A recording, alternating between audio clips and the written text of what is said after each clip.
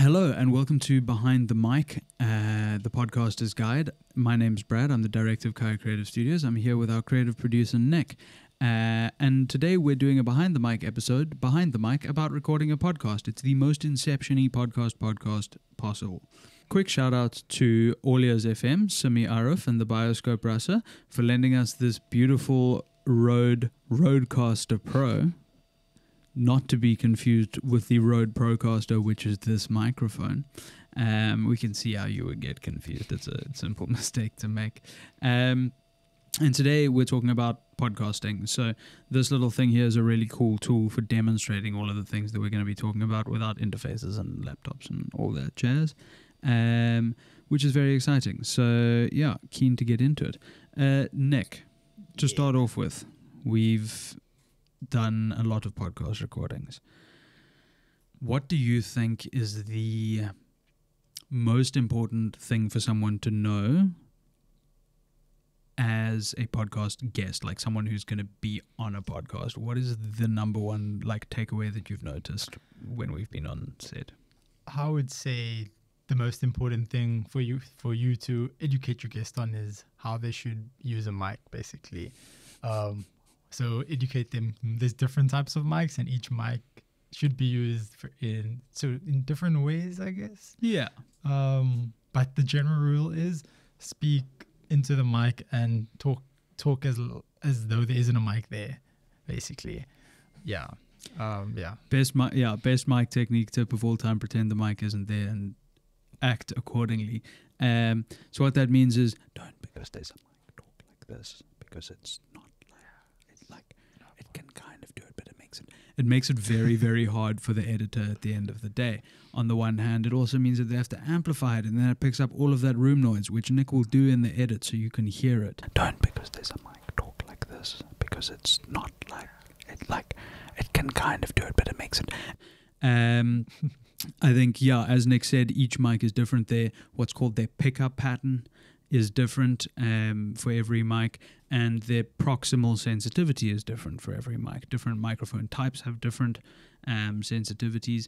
Most podcast mics and most people recording podcasts are using what's called dynamic microphones. The Shure SM7B, we can pop up a picture, is a common one. This Rode Procaster, the Rode Pod mic, the Shure MV7.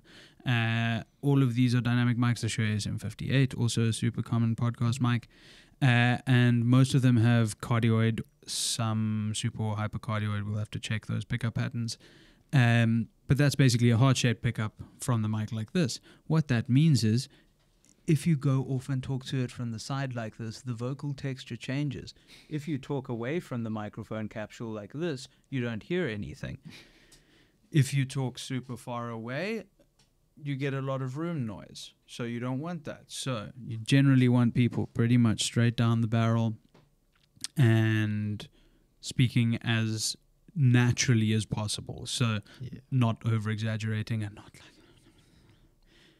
unless you burst out in laughter and you scream and then you want to give it a little to make it look good on camera and also not destroy your producers or other fellow guests' eardrums. So from a production point of view, what do you think is what's the most important thing to know when setting up and you getting ready to start get your recording going? So for podcasting, cameras and all are important, and we can talk about camera setup, and obviously lighting and all that jazz is important, but ultimately podcast is an audio first medium, and the quality of the audio matters most.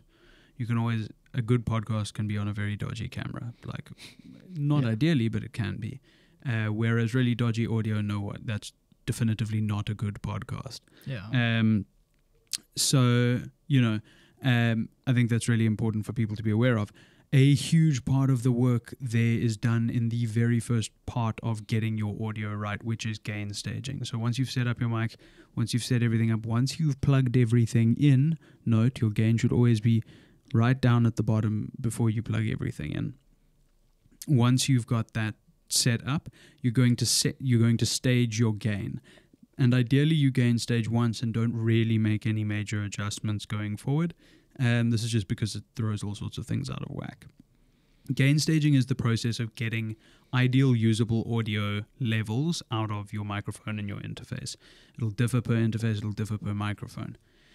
And it also will differ per user to a degree, although theoretically less so. What we want to be doing from an audio level perspective. So gainstaging on this Procaster, for example, this Procaster uses a fader to gainstage. It doesn't use a knob. Most interfaces have a knob like this, but the Procaster is using a fader. And what we're doing when we're gainstaging is we're bringing the fader up to a point where the louder parts of my speech get to around about 6 decibels or negative 6 decibels.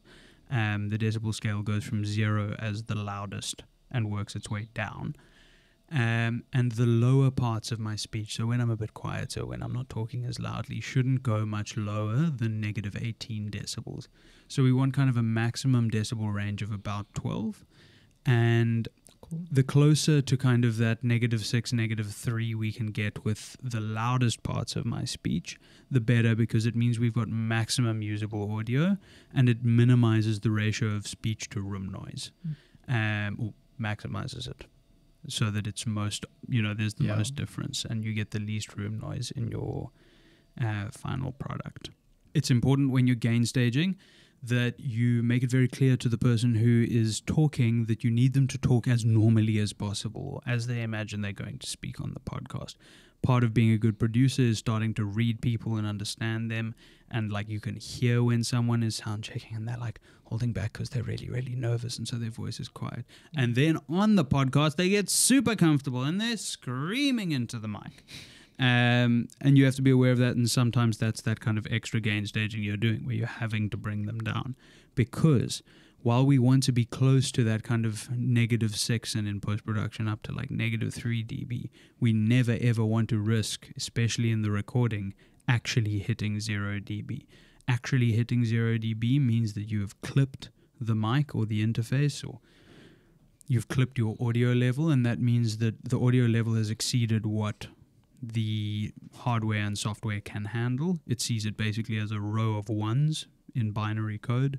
It's full on, and there's no such thing in audio other than horrible distortion, which you can do nothing about in post-production. So very, very important to avoid that at all costs. So that's gainstaging, and I think for me, from a producing podcast perspective, that's the most important thing to get right from a producer's perspective. It makes everybody's lives much easier down the line, from the editor to the person reviewing to every listener ever. Yeah, and then on that as well, and I know there's certain techniques that a producer can use in order to sort of manipulate the projection that the guest is talking at, and especially if they have headphones on like we do. So as a producer, you can manipulate what's coming through here, and if a guest is speaking too loud, you can turn them up in their ears and they will instinctively speak softer. Yeah, they probably won't even realize it. If you're subtle and good with it, they don't even know.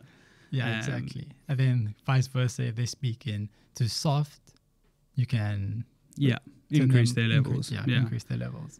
That was a good shout. It's that, and it can be conscious and subconscious. So sometimes people will ask for a little bit more, a little bit less, and then a big part of it, like Nick said, is kind of the manipulation techniques that one has to learn to get the best kind of vocal performance out of everyone, particularly people who aren't regular podcasters.